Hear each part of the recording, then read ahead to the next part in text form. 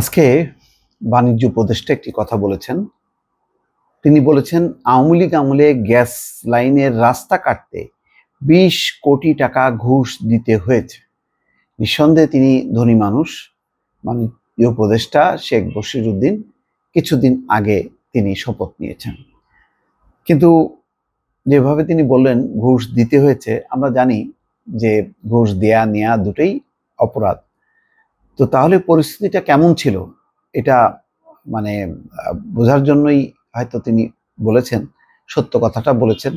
এটা নিয়ে হয়তো নিন্দা হইতে পারে যে তিনি ঘুষ দিতে গেলেন কেন, তাহলে ঘুষ দিয়ে তিনিও তো একটি অন্যায় কাজকে প্রশ্রয় দিলেন। কিন্তু আসলে মানুষের জীবন এমন, যে বাস্তবতা এমন যে উপায় থাকে না, তখন তাকে এই অন্যায় মেনে নিতে হয়, বা অন্যায় কিছুটা করে ভালো উদ্দেশ্যে হয়তো একটা অন্যায় কাজ করতে হয়।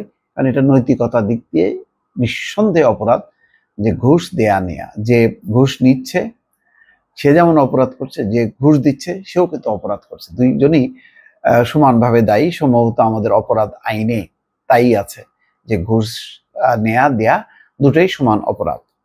কিন্তু আজকে বাণিজ্য উপদেষ্টা শেখ বশিরউদ্দিন সেটা অবলীলায় তিনি স্বীকার করলেন। আচ্ছা, কেন, কি ব্যাপারে একটু আমরা দেখি রিপোর্টটায় কি বলা হচ্ছে। বাণিজ্য উপদেষ্টা শেখ বশিরউদ্দিন বলেছেন, বিগত আওয়ামী লীগের শাসন আমলে শিল্প কারখানায় গ্যাস সংযোগের জন্য রাস্তা কাটার অনুমতি পেতে তাকে ২০ কোটি টাকা ঘুষ দিতে হয়েছিল। এই ঘুষের টাকা পৌঁছে দিতেও এক ব্যক্তিকে ঘুষ দিতে হয়েছিল তাকে।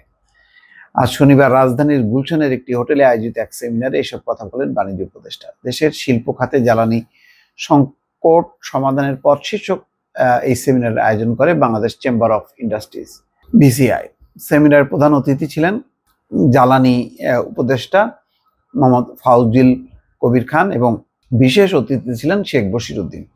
এছাড়াও বিভিন্ন শিল্প খাতের শীর্ষ ব্যবসায়ী নেতা ও প্রতিষ্ঠানের মালিকরা উপস্থিত ছিলেন। আওয়ামী লীগ সরকারের সময় প্রায় এক দশক ধরে দেশের শিল্প কারখানাগুলো তীব্র গ্যাস সংকটে ভুগেছে। এই সময় বাসাবাড়িতে নতুন গ্যাস সংযোগ বন্ধ ছিল, এখনো বন্ধ। পাশাপাশি 2020 সালে এক পরিপত্র জারি করে জ্বালানি ও খনিজ সম্পদ বিভাগ জানায় 2021 সালের এপ্রিল থেকে অর্থনৈতিক অঞ্চল ও শিল্প পার্কের বাইরের প্রতিষ্ঠানে নতুন গ্যাস সংযোগ দেওয়া বন্ধ থাকবে। গ্যাস সংকট এখনো রয়েছে। আওয়ামী লীগ এই সংকটের কথা বলে তরলীকৃত প্রাকৃতিক গ্যাস এলএনজি আমদানি শুরু করে 2018 সালে। গ্যাস আমদানি করতে গিয়ে এখন বৈদেশিক মুদ্রার মজুতের উপর চাপ পড়েছে। আওয়ামী লীগ সরকার দেশে গ্যাস অনুসন্ধান ও উত্তোলনে নজর না দিয়ে আমদানি শুরু করেছিল বলে অভিযোগ রয়েছে। গ্যাসের এমন সংকটের সময় যারা গ্যাস সংযোগের অনুমতি পেয়েছিলেন তাদেরও নানা কারণে ঘুষ দিতে হয়েছিল, এমন অভিজ্ঞতাই তুলে ধরেছেন বাণিজ্য উপদেষ্টা।